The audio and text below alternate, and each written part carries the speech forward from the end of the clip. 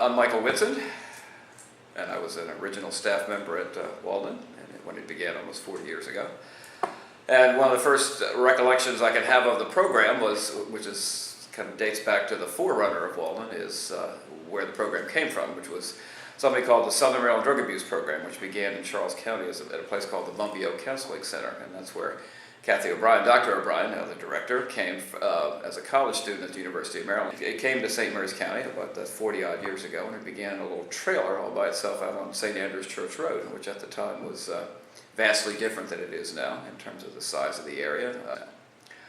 Walden began as a very small counseling program, and at the time it was part of an initiative by the state of Maryland, which was very progressive at the time, establishing a state agency called the Drug Abuse Administration, which established counseling programs in lieu of simply the traditional criminal punitive approach to drug treatment and counseling programs. And so that's how I got involved in the place. I had worked at the Bumpy Oak Counseling Center, and at the time was a student at St. Mary's College and was working part-time at Walden and going to school. And in fact, I used to sometimes spend the night in the trailer there, simply because it was easier to go to an early class and drive back home and work late at night doing that.